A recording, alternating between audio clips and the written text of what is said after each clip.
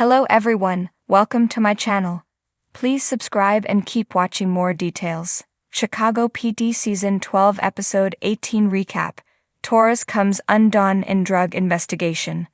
Chief Deputy Charlie Reed, Sean Hatbussy, has been one of the most formidable Chicago PD villains in recent memory. He was introduced as a shady, albeit professional veteran, but the more we learn, the more obvious it becomes that he is blatantly bad. Reed has been playing ball with the Chicago gangster named Jesus Otero, and the episode Demons delves into the crooked business arrangement they have. Hank Voigt, Jason Begg, is in a difficult situation. He's someone who works under Reed and has to do his bidding, but he's also someone that Reed considers a kindred spirit and even brags to him about the various illegal arrangements he has. He told Voigt that it was actually benefiting the community to work with a gangster like Otero, but it sets up a power dynamic that others abide by, and therefore there's less crime. He was right in the sense that Chicago crime went down, but he was wrong about Voigt being on his side. Voigt has been working aid Nina Chapman, Sarah Buse, to bring Reed down. Chapman is the only person he's confided in about his unofficial investigation, and she helped him gain access to Reed's police records in Detroit. It turns out Reed has done the very same Otero skick with other people in the Motor City. To make matters even worse, Voigt discovered the last CI, confidential informant, Reed had in Detroit went missing when he refused to give up vital info. The kicker, of course, is that Voigt has to follow Reed's orders while investigating him. A car with a shipment of Otero's drugs was stolen by a group of local carjackers. The shipment totaled $500,000, and Reed demanded that Voigt and the rest of the IU recover it. Things got messier when it was determined that the carjacking crew had shot and killed the person driving the car. The race to find the car is juxtaposed with the odd behavior of one Dan Torres, Benjamin Livy Aguilar. The officer had been MIA for a couple weeks, and he showed up to work with his arm in a sling. Voigt ordered him to sit out the search party, but Torres ignored these direct orders and went about his business despite his increasingly despondent demeanor. The IU team eventually find the carjackers, and Torres gave chase, despite Voigt's direct order to stand down. It didn't go well. Not only did the carjackers get away, but Torres crashed the car. Voigt eventually sat down his young officer and asked him what was going on. Torres revealed that he's been suffering from insomnia over the past few weeks, and only returned to work because he feared being replaced. He also voiced guilt over being the reason Reed has a vice grip on EU to begin with. His inappropriate relationship with a CI was found out by Reed, who turned around and used it as blackmail. Despite his heart-to-heart with Voigt, Torres fell under Reed's thumb yet again. The latter was mad over Torres blowing their only chance to catch the carjackers, and ordered him to fix the situation. Reed communicated this in an especially chilling fashion, however.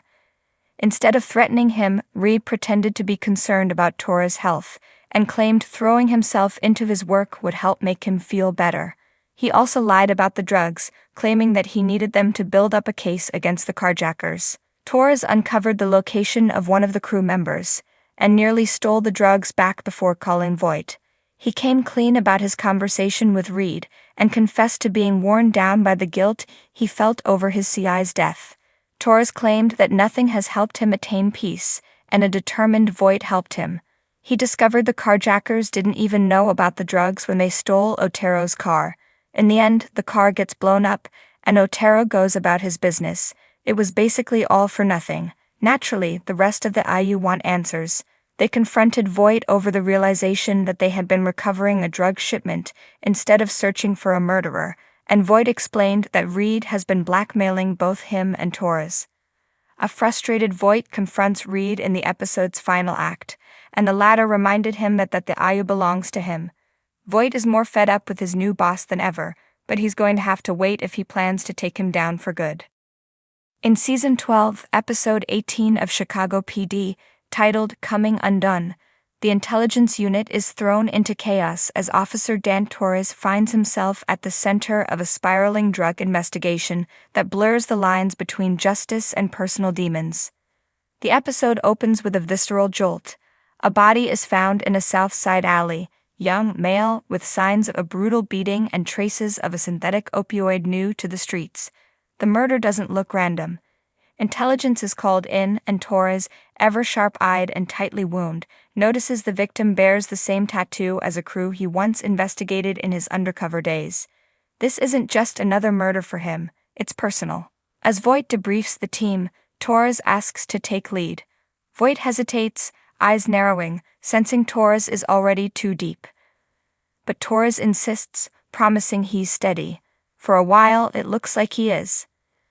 The investigation begins with surveillance footage that leads them to a stash house on the west side, a known hangout of the V-Latin Kings.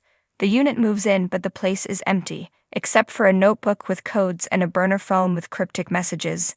Haley Upton suggests the codes might be GPS coordinates. Torres, eyes flickering with something unspoken, says he'll check them out alone. Voight's instincts are screaming, but he lets Torres go, assigning Atwater to shadow him subtly. As Torres follows the GPS locations, the city seems to close in around him. We see flashes of his past, the undercover operation that nearly broke him last year, the overdose of a CI he'd grown too close to, the threats to his family. The lines blur between what's real and what he remembers. When he finally arrives at the last location, an abandoned building where he used to meet his CI, Nikki, he finds something chilling. A stash of the same synthetic opioid, and a photo of Nikki with a red X over his face. This is targeted. Someone's trying to rattle him. Back at the district, the mood grows tense. Atwater reports that Torres ditched him halfway through the tale. Voight, now furious, pulls Torres in for a one-on-one. Torres is sweaty, cagey, and defensive. "I got this, Sarge," he repeats like a mantra, but Voight leans in close, voice low. "You sure? 'Cause it looks like it's got you." The turning point comes when another body drops, a teenager, this time, a runner for the Kings, but with no gang ties in his official record. Voight suspects a setup. They run the burner phone again and finally get a hit. A warehouse where the synthetic drug is being cooked. It's Torres who puts the last pieces together. His face hardens with recognition. "I know who's behind this," he mutters. Enter Raul Vega, a former lieutenant in the Kings who once acted as Torres' handler during his undercover op. Torres had helped put Vega away on a 20-year sentence, but Vega's out early and angry. The team assembles for a raid, but Torres begs to go in alone, claiming Vega will only talk to him. Again, Voight wrestles with his gut, but finally relents, sending Torres in wired. The warehouse is dimly lit, eerie. Vega is there, older, crueler, but calm. Their conversation is laced with history. "You betrayed your blood," Vega hisses. Torres replies, "You were never my blood." Vega taunts Torres, dredging up every moment of self-doubt. The CI who died, the fear that he's still playing both sides. "You think you're clean, but you're still in the game," Vega says. "You're just wearing a badge now." Torres lunges at him, and the wire goes silent. The team rushes in. It's chaos. Gunfire. Shouts. When the smoke clears, Vega is on the ground, wounded but alive. Torres stands over him, trembling with blood on his hands and haunted eyes. Later in the district locker room, Torres sits alone, shirt-stained, breathing hard. Upton enters quietly and sits beside him. "You good?" she asks.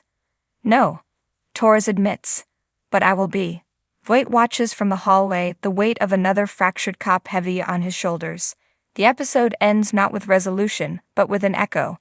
Torres walking out into the night, not toward peace, but toward the long road back to himself. The camera lingers on his face, a mixture of fury, sorrow, and something still unresolved. Analysis. Coming Undone is a showcase episode for Torres, digging deep into his psyche and peeling back layers that have been slowly building since his first appearance. The writers lean hard into psychological tension, and the pacing is relentless. Unlike many procedural episodes that wrap with a neat bow, this one leaves threads intentionally frayed, a reflection of Torres' unraveling. Benjamin Levy Aguilar delivers a standout performance, capturing both the intensity and fragility of a man straddling two worlds. His portrayal of Torres' emotional spiral is gripping, especially in scenes where the trauma of his undercover life resurfaces.